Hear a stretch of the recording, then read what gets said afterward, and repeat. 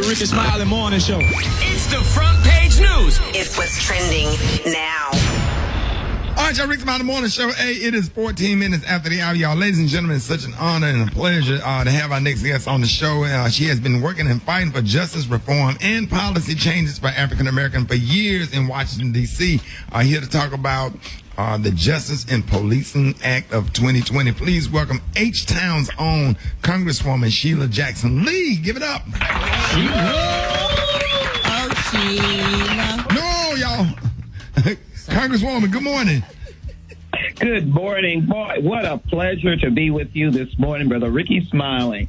I tell you, you are knocking it out of the ballpark. Thank you for what you do for this country. No, thank you, Congresswoman. So happy. I'm so happy to have you on the show. It's always good to see you. Every time I see you, it's always this big old genuine hug. And yes. I had a pleasure. Now tap, because of COVID-19. Let's be safe. Right. Social distancing. That's right. I see you with your mask on. So tell us, four major things in the Justice in Policing Act. What it will do, because y'all working on the bill, correct? We're absolutely good news. We acted on the legislation yesterday in the Judiciary Committee and passed a historic legislation that really so many of us have been working on for decades. And I am very pleased this morning to announce, though based upon a heinous act, that this bill is named after George Floyd. It is now the George Floyd Justice in Policing Act of 2020, because it is the seismic death of George, seen murdered on the streets of this nation, and the world rose up along with this nation to say enough is enough. Violently killed by police brutality while he cried out, "I can't breathe." This legislation has been coming together for over a decade or more, since the death of Amadou Diablo in New York, and before. Rodney King did not die but was beat unmercifully. And so it's a combination of the work of the Congressional Black Caucus and Judiciary Committee. We thank them for their leadership. But in this bill, you will find a complete ban on chokeholds or any attempt to stop the breathing of any perpetrator or alleged person that may have committed a crime. That is not a necessary tactic. And that's another point. There'll be retraining of police officers across the nation. 18,000 police departments. Most people don't realize that. They're not accredited. And so they need to be accredited. They're not accredited. You can stand up a police department next door in your house, and you will have to answer to no one. Just get a gun and walk around saying you're a police department. That's unacceptable in America. It is. It is 17 minutes after the hour. Y'all, we're talking to Congresswoman Sheila Jackson Lee. And when we come back, I'm going to ask you about your thoughts of the Atlanta police officers in the Rayshard Brooks shooting. Coming up next, Rickey Smiley Morning Show. The Rickey Smiley Morning Show. On the phone, we got the one and only, one of the most powerful congresswomen in the United States of America.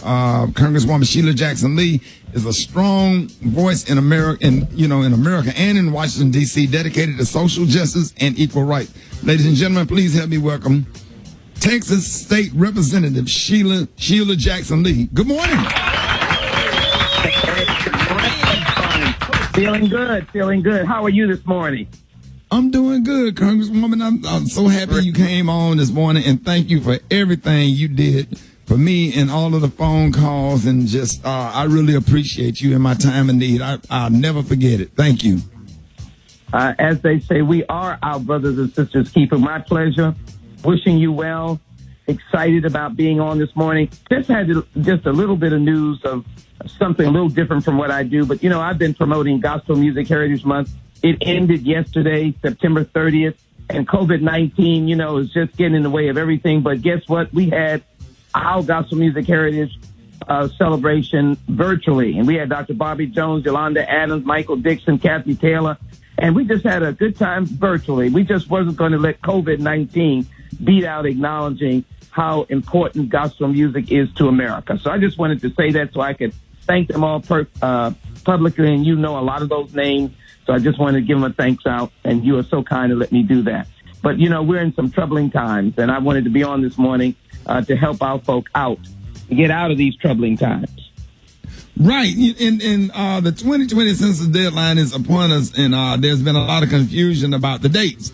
Now, the deadline to respond was extended to October the 31st and then moved up to September the 30th. Now, on Monday, we learned the new deadline has been moved up again to October the 5th. What's going on with that? Well, let me just say this. The main point I want to say this morning is do your census, do your census. What's going on with that, Ricky, is that we have a conflict with the leadership in the White House and what should be done for the best interest of the American people. The best interest of the American people and your listeners is to fill that census out. It's less than 10 questions. And yes, we had gotten a court order because the White House was wrong. They don't want people of color to be counted. And whenever somebody doesn't want me to do something, as long as it is not illegal, I'm going to do it because I know that it's for my best interest. Let me tell you, we are actually getting resources for our children based upon the 2010 census. If you do not fill the census out in 2020, you will be losing Texas, for example. If 1% undercount, we'll lose $292 million in 1 year alone. And that's just Texas. Imagine that in every one of your states that hears the great Rickey Smiley show. And I know you all hear it. You're going to lose Head Start, Medicaid, Community Development Block Grants, supplemental nutrition programs. You're going to lose $800 billion. So right now, there is a fight. I believe the court is right. But the administration is appealing. And so your deadline now, hear me out, October 5th. I'm going to say it again. October 5th. October 5th. That means you have a few days. Today is October 1st until October 5th to get those numbers up. Because the fear is that if you lived in a state like Texas, $3 trillion. If you lived in Illinois, it could be trillions of dollars. California, Mississippi, lived in Florida, lived in Georgia, lived in New York, lived across the nation, you will lose at least $1 trillion for most states and more if you do not fill out the census. Wow. That's how bad it is. Excuse me, Congresswoman. These population counts, they're used to determine each state's share of seats in the House of Representatives. So for those who have never filled out a census, can you explain how this affects them directly? Oh, thank you so very much. And good morning to you. Good morning to you. Good morning to you. Folks, I know some of you just have to read it in the history books how people had to walk and people died under the leadership of Dr. King and my beloved brother, John Robert Lewis, Hosea Williams, and many others. They fought so that we could vote. People don't realize that before 1965, there was a smidgen of black folk registered to vote in the Deep South. The census is part of the count that goes along with the vote. So count that, census and vote. Better vote in November, vote in October, whenever you can vote. But the numbers of people in your community directly impact on whether or not you get a congressional representative of your choosing, the way they draw the lines. If they see the census says there's 10 people in your community and you've got 50, they're going to count you as 10, and you're going to have a least amount of time or a lessened amount of time to get a state representative, a city council member, a county commissioner, a school board member, and yes, a member of the United States Congress. You are absolutely right. The census, which everybody is looking at, and if they undercount and they want to calculate it or estimate it, you can be assured that they won't be estimating up, they'll estimate down. I can't tell you how important it is to be counted, to fill that census out. It impacts so much. And let me just say this, people of faith, people of color, people who are distinctive and different, let me tell you, the least attention is given to your communities. Wow. Please realize how important the census is. And the census is your vote of power. Now, your vote is your power, but the census gives you the right to be able to push that power around and demand the resources in your community. Wow. So, Congresswoman, now the census has always been non-political, so why has it recently become a political issue? Oh, my goodness. Well, I'm going to have to throw this in. I guess it's the same answer for someone who can't acknowledge white supremacy. Right. It's a terrible status that we are presently under. It's a terrible state of conditions and conflictions that we're under right now. The status that we're under now is that we have an administration that wants to deny our president. And so we've never had any political engagement, whether there's been a Republican or Democratic president.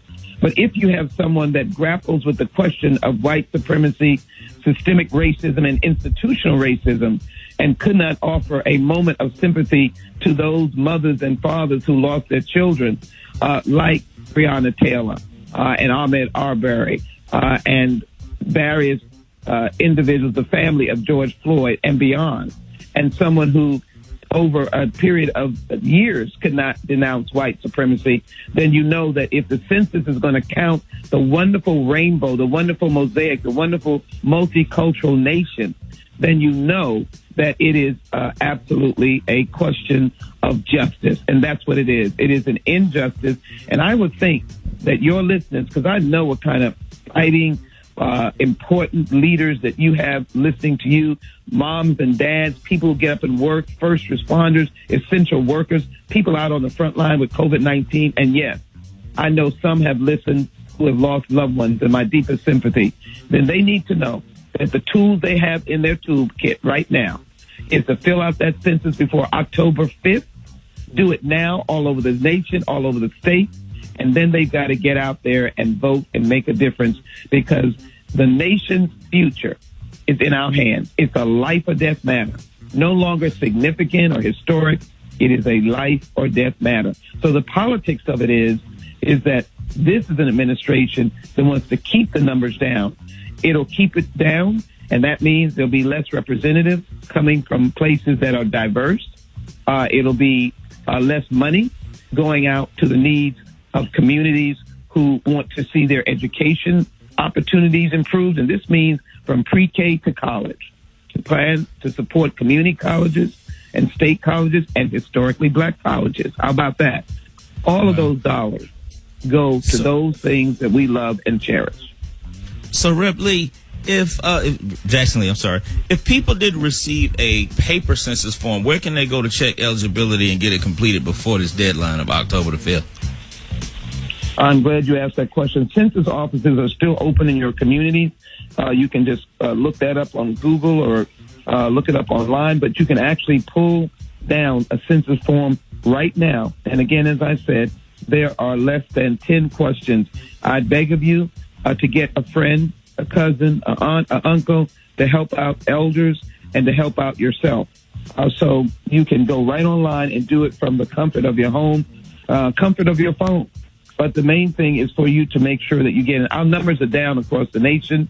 In particular, in Texas, they're down in the fourth largest city in the nation, down around 60%. In Houston, I know they're down in other cities across the nation. I want everybody that's listening to check, if you will, to check to see if you have filled out your census. You may have forgotten. We've been talking about it for such a long time.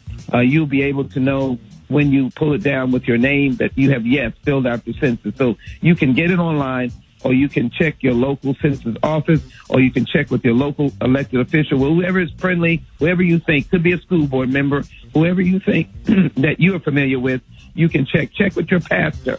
They have information as well. And let me just say this. All of this has to do with the dignity of your person. All of this has to do with you being treated with human decency versus human indecency. I don't know about you, but I'm going to get counted twice. I'm going to get counted in the census. I'm going to get counted as I vote legally, mail ballot, early vote, and or on November 3rd. And the reason is because I can't have the leader of this nation attacking a young woman that I know, Ilhan Omar, in her own state, serving her people, just because she happened to have been a refugee. And right. I've spoken to her about being a refugee.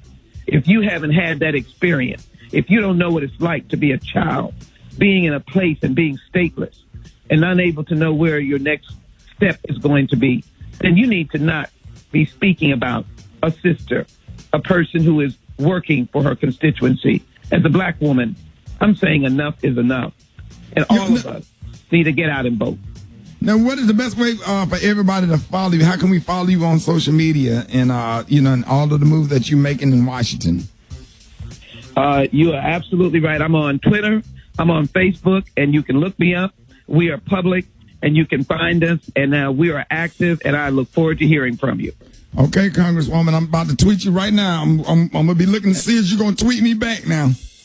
I'm going to do that. And you know what? There's still time to come on because I want to be able to talk about H.R. 40 and let everybody understand that, the Commission to Study and Develop Reparation Proposals, because I need you to push your congressperson to get on H.R. 40 so that bill can pass out of the House of Representatives, and I know you can do it. So if y'all keep saying H.R. 40, but as we do that, let me make sure that you fill out that census.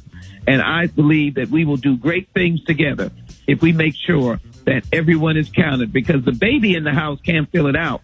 But you can let us know there's a baby in the house, a new baby. No matter how old you are, that baby should be counted, and you should be counted no matter what your status is, your immigrant status.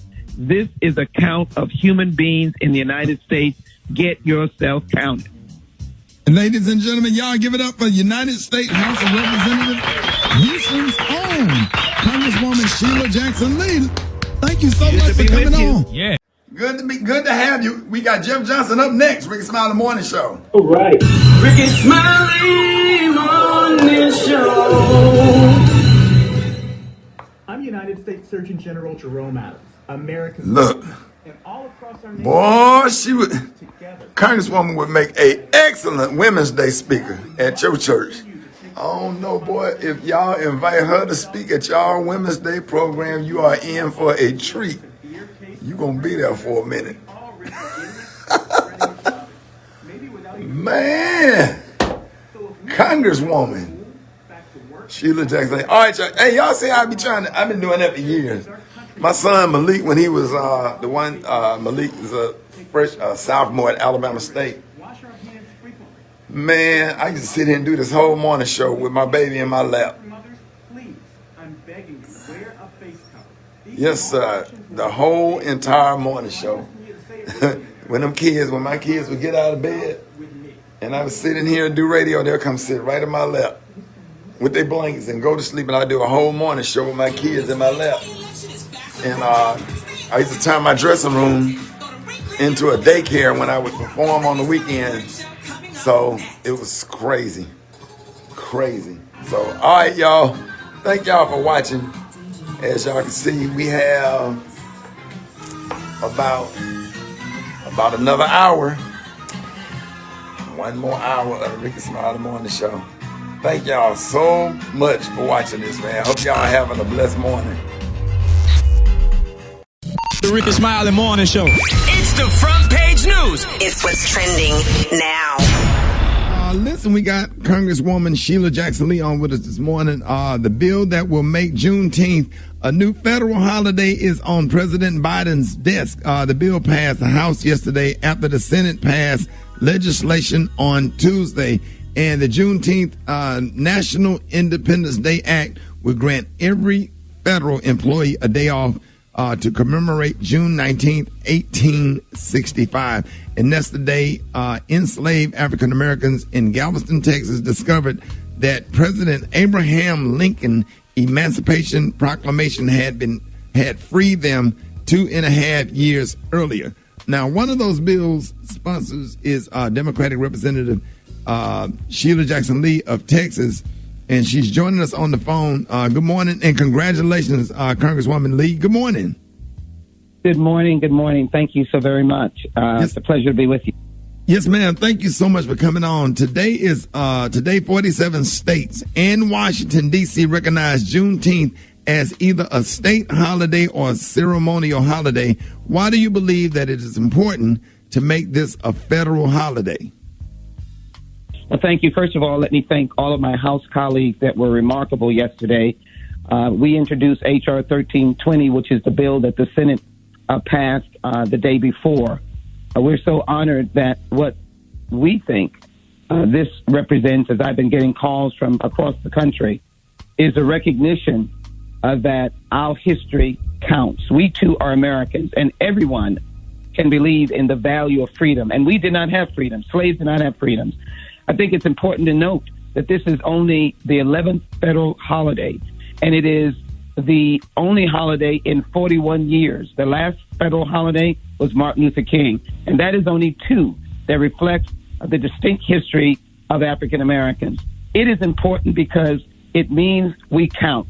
We're valued. Slavery cannot be hushed away. It can be talked about, and we can stand up against those movements that would want us not to discuss our distinct history.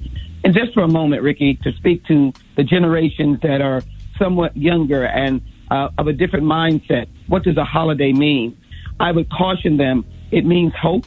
It means affirmation. It means that you keep on working. You keep on working for the George Floyd Justice and Policing Act. You keep on working for voting rights. You keep on working for H.R. 40, the Commission to Study Reparations. But you keep on walking to be able to assure that black people and all people in America have the best of the opportunities in this country. A holiday affirms us. It gets us to be on the national profile and scene. Well, I have a question. For those who aren't familiar, will you explain the significance of the June 19th, 1865 date? Because some people don't know. Thank you. Good morning. Good morning. 1863, President Lincoln, who unfortunately was assassinated, proclaimed the slaves free in America. We could no longer be property. We were property. We were property in the Constitution. We did not count. We were not counted in the Constitution. And he declared that we could no longer be property. It was a few months later that the 13th Amendment ended slavery. But yet, 250,000 slaves west of the Mississippi knew nothing. We could not read. We did not get noticed. We did not get communicated with, as one of my colleagues indicated. And in doing so, we did not know. We were enslaved. We were, as they say, still slaving away. And so it took 2.5 years for General Granger to land on the shores of Galveston to be able to announce that the slaves were now free and they were no longer the property of their masters. The new terminology that they used was employer and employee.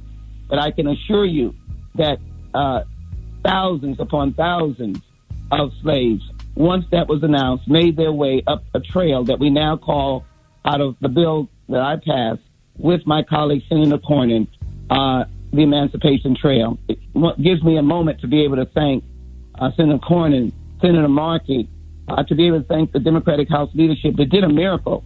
It is miraculous to get a bill passed in one day with a rule, a debate, another debate, and then a vote of 415 Republicans and Democrats to 14 noes. 415 yeas to 14 noes. Maybe there's hope as we try to fight for social and racial equity, social justice and racial equity. That's what I take away from it. And every day I say a definition about this, I say freedom. And the Congressional Black Caucus strongly supporting me for 12 years on this legislation. Chairwoman Joyce Beatty, we are for freedom. So this is not the end. It is simply the beginning. What an amazing moment to have your holiday know about slavery and the fact that we were not free for 2.5 extra years. We slaved in those fields. Congresswoman Sheila Jackson, I want to know, how do you guys celebrate in Texas? Because not everyone around the country grew up celebrating Juneteenth, but in Texas, it's very big. So how do you guys celebrate in your city? Oh, all over. And of course, you know, the father of Juneteenth was, of course, Representative Al Evers, the late Al Evers. His family is still strong in this movement. Opal Lee is 94 years old, brought 1.6 million petitions from these are Texans from Texas and around the nation to the Capitol last year. A very, very hot day that she brought them. What we do in Texas is that it is amazing. It's all over the state. We have festivals.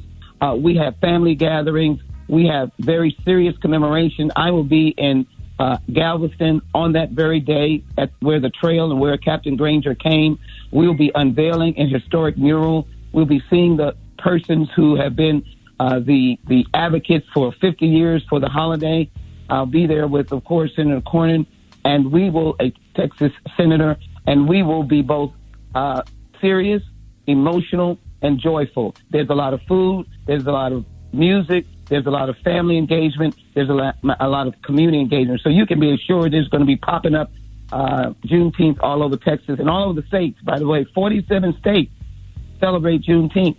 And it's amazing that there are events all over. When I was on the floor, my managers of the bill, meaning they were calling on the members to speak, they're from Pennsylvania. They will be celebrating Juneteenth as they have before on June 19th. It is now an amazing holiday. Again, it affirms us. We count even more. There's hope, and it gives us the pathway to ask. When they say George Floyd, we say, why not? When they say voting rights, we say, why not? When they say HR 40, we say, why not?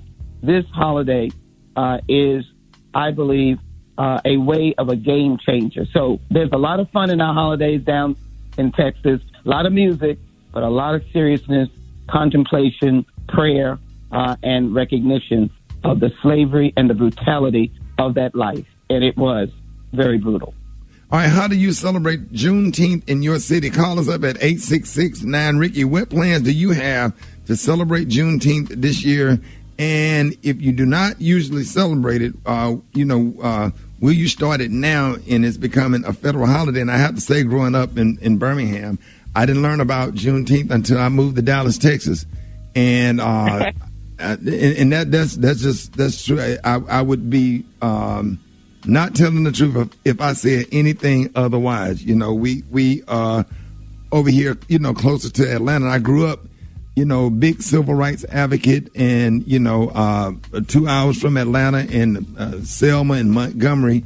And Juneteenth, I remember moving down. I'm like, what is Juneteenth? I probably heard of it before, but it just wasn't taught in our at our elementary school and high school. But I am so excited that y'all got this bill passed. Let's go to the phones. You're on with Sheila Jackson Lee. Good morning. Hey, this is Tyler Wade from Jackson, Mississippi. And I used to celebrate Juneteenth by taking off and doing my own thing, but then I said, you know what, I'm going to start informing everybody that don't know. So now I still go to work on Juneteenth, but anybody that don't know about it, I always tell them about it. And then we throw down on the grill when we get out. My name is Betty Holloway. I'm from originally Milwaukee, Wisconsin. In Milwaukee, my grandparents moved there in 1921. Juneteenth has always been celebrated in Milwaukee as from a child on up because so many people from Texas had relocated to Milwaukee. Parties, parades, barbecues every year. My name is Roderick. I'm calling from Miami-Dade County, and how I celebrate Juneteenth is by promoting other black-owned businesses as well as my own. My name is Shantae. I am calling from Lawton, Oklahoma. I grew up in Galveston. I'm originally from Galveston, Texas, and the way we used to celebrate it is that we would do the Freedom Walk from the church where the slaves first found out, and we would do the Freedom Walk to the courtroom to hear the proclamation being read, and that would happen every year. How I celebrate it now is kind of like the 4th of July. I have a barbecue, I cook out, or go hang out on the beach. Oh, wow. Appreciate those calls. Congresswoman, you want to respond? Well, I think what it does is it says that we have been honoring our own history even without. Now, America, African Americans, descendants of enslaved Africans, your government with President Biden signing this just a few hours from now, with Speaker Pelosi signing an enrollment bill just about an hour from now, you are further affirmed. Your slave history is no longer silent. And as Rickey has said, let no little child, black or white, Hispanic or otherwise, grow up without knowing the burden of slavery, the brutality of slavery, America's original sin, and what we need to do now for America to reach her most perfect union. I think that is what we say when Juneteenth comes. It is about freedom. And the reading of the proclamation was for those ears who could not read to be able to know two things. They were free. No longer property. They were free. That is an amazing, powerful statement. That's what Dr. King came to fight for, the freedom of our ability to be Americans as we are. Now, Juneteenth, acknowledging slavery.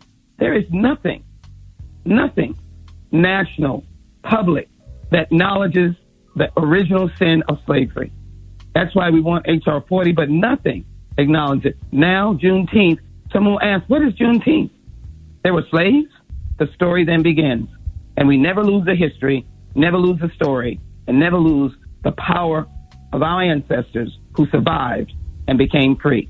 Let us cherish that freedom, fight for that freedom, support our young people in their fight for their freedom.